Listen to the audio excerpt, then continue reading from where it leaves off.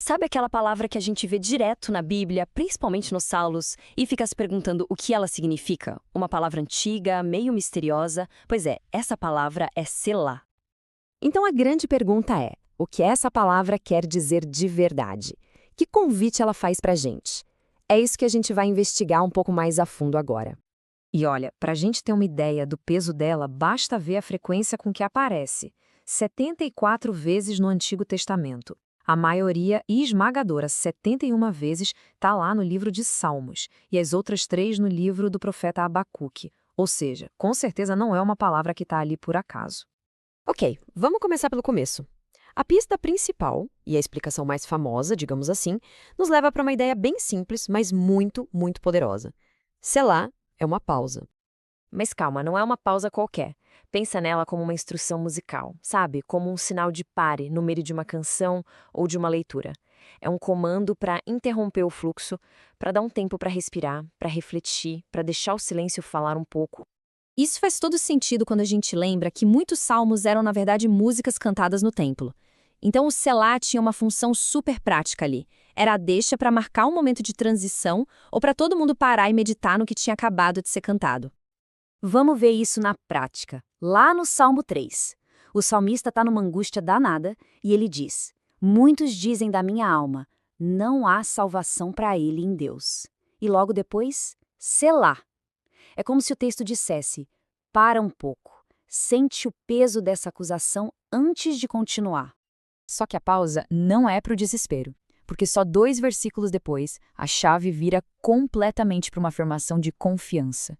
Com minha voz clamo ao Senhor, e ele do seu santo monte me responde.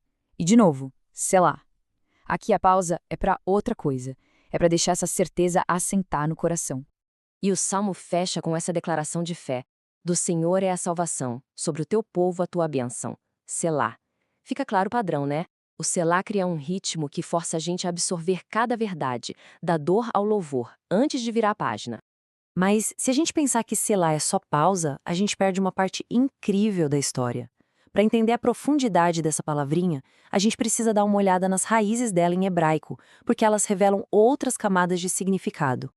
Basicamente, existem 3 teorias que, olha que legal, não se anulam, elas se complementam. Uma raiz, salá, dá a ideia de pausar, de suspender. Outra, salau, sugere algo bem diferente, levantar, exaltar. E a terceira teoria vê selá como um termo técnico mesmo, de liturgia, para marcar uma mudança. Essa segunda raiz, salá, é fascinante, porque ela muda tudo. Ela sugere que a pausa não era só silêncio. Selá podia ser um comando do tipo: aumentem o louvor ou exaltem essa verdade. A pausa, nesse caso, seria preenchida com mais intensidade, com mais adoração. Isso nos faz imaginar a cena no templo, né? Selá poderia ser uma anotação na partitura dos músicos levitas. Algo como: agora muda o tom, aumenta o som dos instrumentos, repete essa parte que é importante, ou atenção todo mundo que agora vem uma declaração forte. E é aqui que a coisa fica ainda mais profunda. A gente sai um pouco do significado musical e mergulha na aplicação espiritual. Porque selá é muito mais do que uma nota de rodapé. Pensa bem, os salmos são um mar de emoções humanas. Tem angústia, alegria, medo, louvor. É um turbilhão. E no meio disso tudo aparece o selá. Ele surge como uma âncora, um lembrete. Ei, para! Perceba a presença de Deus bem aqui, agora, no meio de tudo isso. Isso nos coloca diante de uma escolha. De um lado, tem o ritmo do impulso, que é reagir na hora, com base na emoção do momento. Do outro, tem o ritmo de selá, que é meditar na presença de Deus antes de reagir. É uma prática de pausa consciente, sabe? Isso não acontece só nos Salmos. Lembra de Abacuque?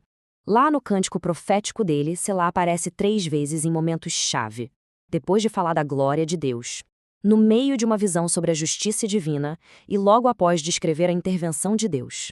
Em todos os casos, marca um ponto de reverência, de admiração, quase como se dissesse: isso aqui é grande demais, só contempla. Tudo isso é muito bonito, mas a pergunta que não quer calar é: o que essa palavra antiga tem a dizer pra gente hoje, no nosso mundo que não para um segundo? A verdade é que selá é muito mais do que uma palavra. É um convite divino para a alma moderna, que vive apressada, ansiosa, sobrecarregada. É quase como um antídoto para a correria. E como é que se pratica selar hoje em dia? Bom, significa criar pausas de propósito, ouvir mais e falar menos, sentir com mais profundidade, orar com mais calma, pensar bem antes de agir. No fim, é abrir um espaço no dia para deixar Deus falar no silêncio que a gente cria. E quando a gente vive assim, o selar se torna uma prática que de verdade cura o nosso ritmo de vida, que realinha o nosso pulso com um compasso mais divino, mais sereno. Então, olha só que incrível! A gente viu como uma única palavra pode ser tão rica. Selar é, ao mesmo tempo, uma pausa para refletir, um interlúdio na música, uma ênfase espiritual e um chamado para exaltar a Deus. No fim das contas, a grande lição talvez seja esta: selar não é só uma pausa na música, é uma pausa na alma. E convenhamos, talvez essa seja a pausa de que a gente mais precisa hoje em dia.